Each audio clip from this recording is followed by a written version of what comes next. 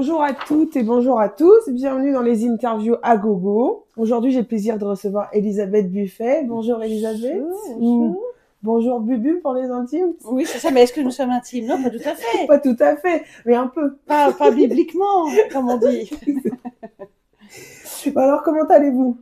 Ça va très bien. Là, j'ai repris le spectacle, j'ai repris la route et je retrouve le public et je retrouve l'amusement. Bon, Ce qui est très important dans la vie, oui, on de est savoir d'accord. s'amuser. Alors, dans cette interview, on va parler de votre parcours, aussi de votre enfance, si ça vous va, et un peu de vous aussi. Si je me souviens, parce que mon Oui. enfance, elle est loin. Donc, enfant, est-ce que il y avait déjà l'envie d'être comédienne et est-ce qu'il y a un artiste ou une artiste qui vous a donné envie de faire de la scène? Alors, quand j'étais toute petite, je voulais être artiste, effectivement, ça m'a tenaillé très tôt, mais c'était plutôt la danse, moi, qui m'intéressait. Mhm. Donc, je voulais être danseuse. Et puis après, mes parents, ils ont dit, ah, c'est pas des vrais métiers, comme tous les parents de cette époque-là, voilà. Donc, j'ai arrêté la danse et tout. Et puis, je me suis dit, oh, mais le théâtre, c'est bien aussi. Et donc, j'ai pris des cours de théâtre. J'ai commencé à écrire des sketchs en duo avec une copine et tout. Et c'était l'époque du Muriel Robin, hein. Des années Donc, 90, hein. ouais, voilà, exactement, début 90. Et donc, du coup, ça a été une claque. De voir Robin sur scène, c'était quelque chose, quoi. Oui. Donc, ça m'a beaucoup marqué et je me suis dit, ah, j'aimerais bien faire ça. J'aimerais bien faire Robin comme métier. Du coup, votre entourage, comment a réagi votre entourage à l'époque quand vous avez commencé la scène professionnellement en fait? Ça n'a pas été simple. Je venais, Non? voilà, effectivement, pas d'une famille très complaisante vis-à-vis de la culture, de l'artistique, parce Ah qu'ils avaient oui? peur que je mange pas ma faim. Ah, On voit que finalement, ça s'est bien passé au niveau de la nourriture. Non, ils avaient peur, donc en fait, ils voulaient me décourager et tout ça. Et puis, c'est vrai que j'aborde des sujets un peu sensibles dans mes spectacles. Donc, voilà, mes parents, qui étaient un petit peu bourgeois et tout, ça a un peu choqué. Mais ils ont après été un peu rassurés quand ils ont vu que ça commençait à marcher. oui, d'accord. Et aujourd'hui, ça va, ils rigolent quand ils viennent vous Il y voir en en a un qui est spectacle? décédé, donc il rigole pas, j'en sais Ah mince. rien. Et ma mère, ma mère, elle est âgée, donc elle se déplace plus, mais à chaque fois, elle me demande alors, comment ça se passe? Oh, c'est bien, les gens, ils t'aiment bien et tout. Elle est hyper fière, quoi, en fait. Bon. Ouais, ouais. Elle peut voir en vidéo vos spectacles quand même, elle les voit. Ouais, ouais, mais bon, elle comprend plus grand chose. Ça va vite pour elle, maintenant. Ah oui. Tu verras, à 86 ans, c'est un peu compliqué. Alors votre carrière artistique, elle commence en 2005 si je me trompe pas. Ouais, tout à Voilà, fait. où vous recevez le titre de révélation comique française au Festival Juste pour rire de Montréal. Ouais. En 2008, vous vous faites connaître du grand public parce que Florence Foresti vous demande de participer à son spectacle Foresti and Friends au Palais des Sports à Paris. Quel souvenir vous en gardez de cette soirée? Incroyable. Mm. Incroyable parce que d'abord travailler avec Foresti, c'est aussi des leçons, hein, parce que c'est une grosse bosseuse, très exigeante. Elle s'était extrêmement impliquée dans son gala. Mm. Donc on a fait plusieurs répètes et tout, avec tout le monde. C'est pas évident, hein, de réunir tous les artistes et tout. Et en plus, donc le soir de l'enregistrement, le soir de la diffusion télé, c'est vrai que ça s'est très bien passé parce que souvent moi j'avais le trac quand je jouais et souvent ça m'a empêché de gagner des trucs et tout ça. Et là, ce soir-là, je sais pas, ça s'est très bien passé. Je suis sortie, bon, j'étais contente. Et en fait, tout le monde est venu me voir en disant c'était dingue et tout. Et ça a vraiment, mais donc en 10 minutes, hein, Mm. changé ma vie. Après, il y aurait Ah peut-être oui. eu d'autres occasions si j'avais raté. Mais ça, il y a eu vraiment un avant, après. D'accord. Après, vous enchaînez les spectacles Seul dans sa culotte en 2009, Tout à fait. Elisabeth Buffet en 2012, nouveau spectacle en 2014, et après c'était Obsolescence programmée en 2019, et le dernier en 2021, Mes histoires de cœur. Et vous avez également participé à joué plusieurs pièces de théâtre. Donc Ouais. il y avait Nuit d'ivresse, Coiffure confidente, Coiffure et confidence, Quelle quelle famille, et famille. la dernière c'était Le bal des vautours. Oui, voilà, c'est ça, je cherchais le titre. Euh, Quel souvenir vous gardez quand vous jouez ces pièces avec ces C'est, différents comédiens? c'est des récréations. Ouais, Les enjeux sont pas les mêmes que quand tu bah as non. tout qui repose sur tes épaules. Il y a les conneries dans les coulisses quand tu n'es pas sur scène et tout, moi j'essayais de faire tout pour déconcentrer mes camarades. Je montrais, je montrais mes fesses, je montrais mes seins. Je me rappelle Jean-Pierre Castaldi qui était là, mais non, c'est pas vrai, elle est folle et tout. Donc voilà, de la grosse récré. Après, c'est vrai que moi j'aime bien l'indépendance du one.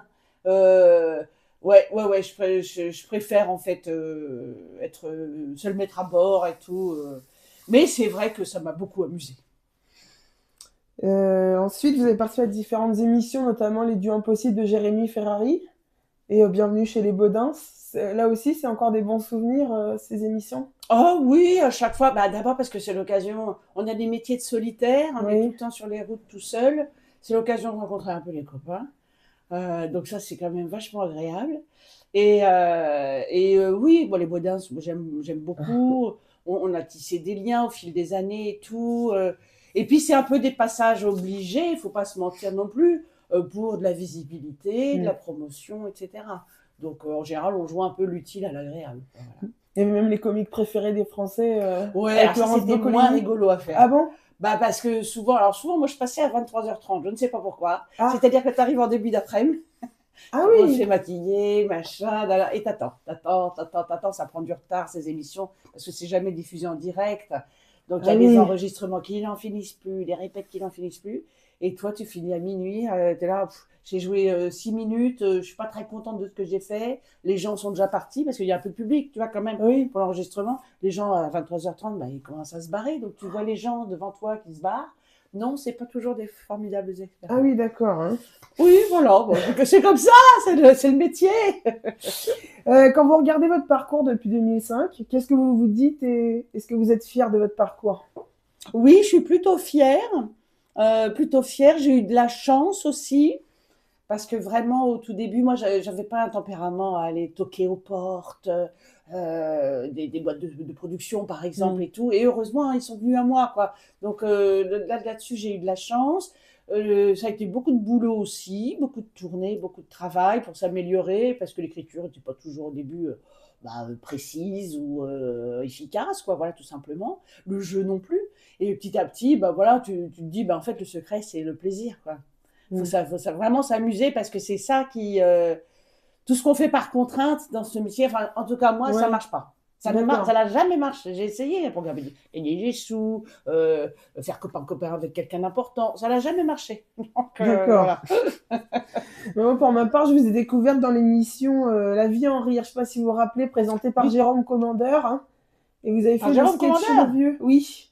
Non, mais je ne me souviens plus. 2011, un truc comme ça. Ouais.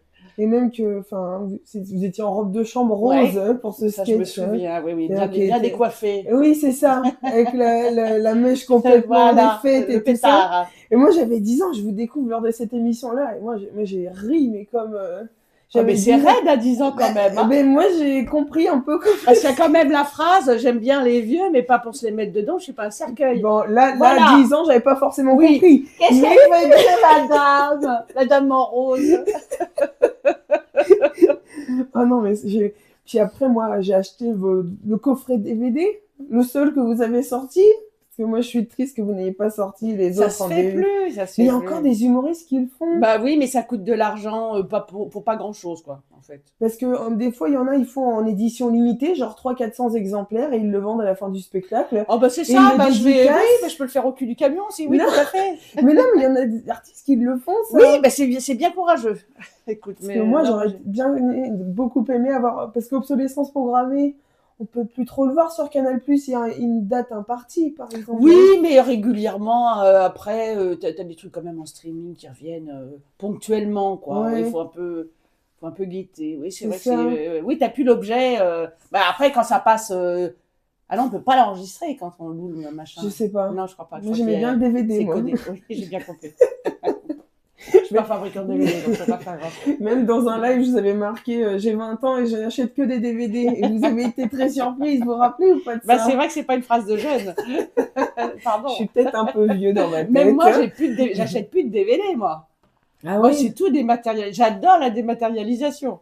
On se sent léger. Je discutais avec Antoinette Randinger, elle me dit qu'elle adorait le support physique aussi. Ouais, mais c'est une vieille dans sa tête, Antonia. Je l'adore, elle est superbe. C'est le dioc. Avec tous les artistes que vous avez rencontrés, Florence Foresti, Denis Maréchal, est-ce que vous êtes toujours en contact avec ces humoristes? Alors non, pas du tout. Parce que alors, on a tous vraiment tout le temps des trucs séparés. C'est pour ça que je disais c'est bien de temps en temps quand on se recotoie. Oui. Ça fait toujours très plaisir. Mais non, j'ai pas d'amis dans le métier. D'accord. Ils m'aiment pas, je sais pas, ils sont jaloux. Certainement. Pourtant, vous êtes gentil. Hein. Oui, je suis globalement plutôt gentille. Bah oui.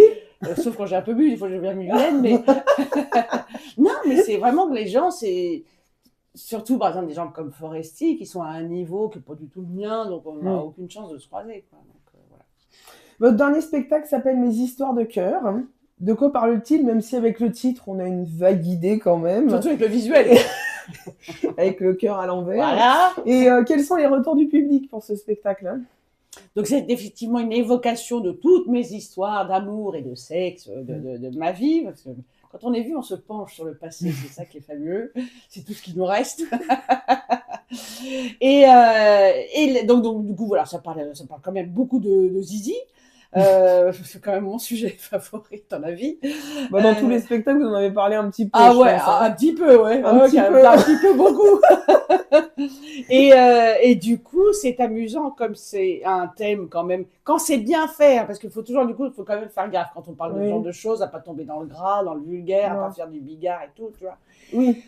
Donc, faut doser. C'est de la dentelle un peu.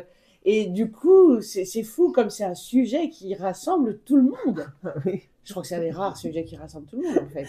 C'est intemporel et universel. Oui. C'est fou. Des hommes, des femmes, des jeunes, des vieux. Et ça rigole. Quoi. Ça rigole de bon cœur parce que c'est décomplexé. Oui, oui. C'est complètement décomplexé. C'est genre, allez, on rigole de ça parce que vraiment, ça vaut le coup, quoi. Et on se reconnaît et tout. Donc, vraiment, l'accueil est très, très bon et ça fait très, très plaisir, quoi. Et moi, j'aime bien quand j'ai, effectivement, par exemple, ça m'est arrivé, 3 générations de femmes, la grand-mère, la mère, la fille, qui viennent me voir en disant qu'est-ce qu'on arrive. Et je me dis, c'est fabuleux que ça touche aussi des gens plus jeunes. Voilà, et ils apprennent des trucs, en plus. Avec celui qui s'est cassé la voix avec vous, je n'en dirai pas plus. Hein. Non, ce qui est drôle, justement, c'est quand vous parlez de sexe et qu'avec vous avez un personnage un peu de bourgeoise et la fin. Bah, c'est ça qui sauve un peu le truc. C'est ça. Ça rattrape. On est toujours borderline, quoi. Mais plus je suis la bourgeoise, mieux ça passe. Oui. Le sketch à pornic aussi, ce qui est à pornic reste à pornic. Hein. Voilà. On aime bien ces noms de villes un peu rigolos. Voilà, du coup, c'était facile de l'utiliser pour le sketch. Bah oui. Quel est le plus beau moment de votre carrière? Oh, l'Olympia, sans conteste. Oui. Bah oui, c'était un symbole. C'était en 2012, d'avoir ces lettres sur le fronton, une très belle salle, c'était rempli. Je l'ai savouré chaque seconde.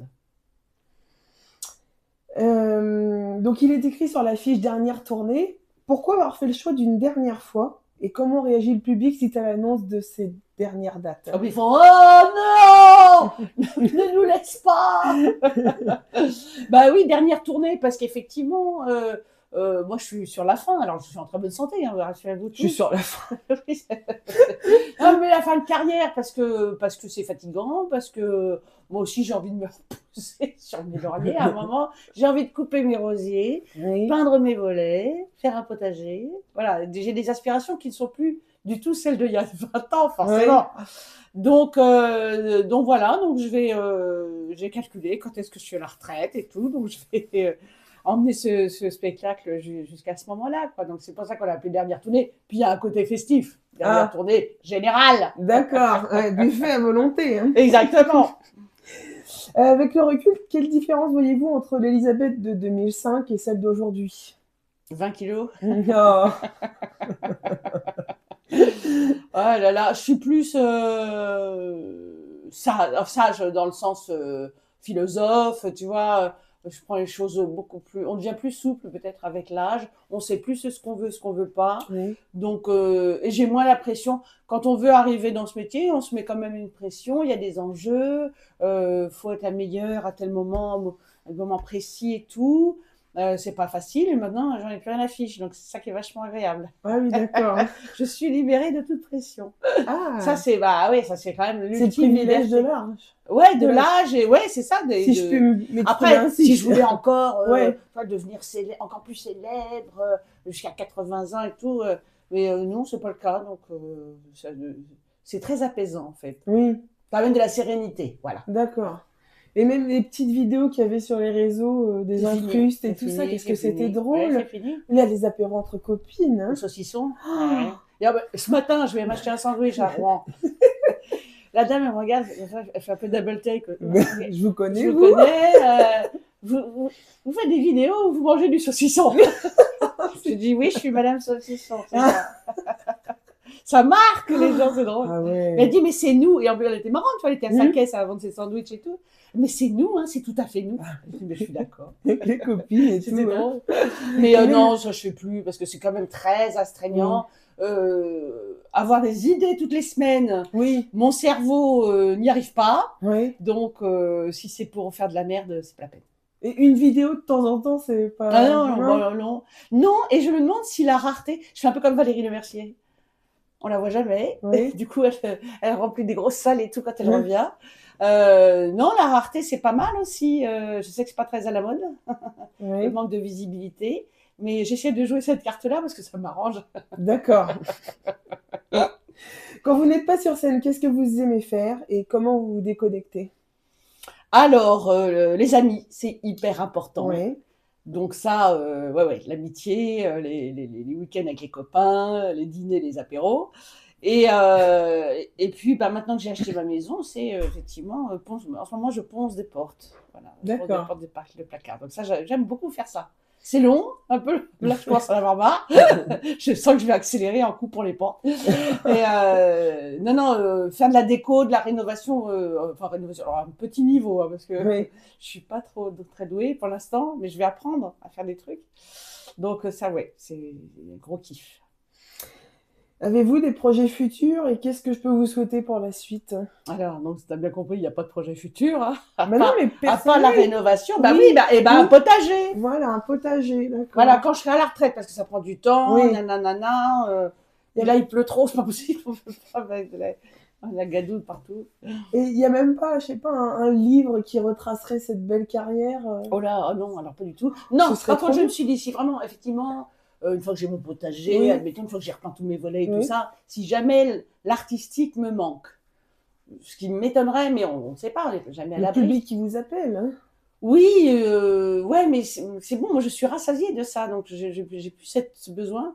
Mais bon, admettons, bah, ça serait plutôt d'écrire tranquillou dans ma maison un roman, par exemple. D'accord. Ouais. Pas Pas de biographie. contact avec des. Ah non, pas de biographie. Non, je suis pas. Je trouve que cette mode de la biographie est un petit peu énervante. Ah bon? Oui, j'aime bien l'imagination. D'accord. Parce que les fans, ils seraient contents de venir vous voir en dédicace dans une librairie ou... Non? Ouais, pas sûr. Ah bon? On verra. Je serai très âgée de toute façon à ce moment-là, donc on verra bien. Vous avez le temps encore. Oui. Qu'est-ce que je peux vous souhaiter pour la suite alors? Un peu d'argent, ça ferait pas de mal s'il faut que je refasse ma terrasse. Bon, bref. Non, bah, de la santé, hein. C'est vrai que Oui. ça, c'est la phrase de vieux, mais c'est vrai que c'est un peu la base, sinon on fait rien. Et de garder de la curiosité et de l'envie, quoi. Qu'on me donne de l'envie, comme Voilà. disait machin. Machin. Bon, Feu machin. feu machin. On arrive à la fin de cette interview. Je rappelle, Elisabeth, que vous êtes en tournée dans toute la France pour une dernière fois avec votre spectacle Mes histoires de cœur. Toutes les dates sont disponibles sur les différents réseaux de billetterie. Merci beaucoup, Elisabeth, Bah, merci beaucoup, Gauthier. d'avoir accepté mon invitation. Un plaisir. C'était un vrai plaisir pour moi aussi. Et merci à vous de nous avoir regardés. N'oubliez pas de Quel liker courage. Quel dévouement. N'oubliez pas de liker la vidéo, de la Ouais. partager, Ça fait la balle. de vous abonner aux pages Facebook et Instagram, les interviews à gogo. Merci, au revoir et à bientôt.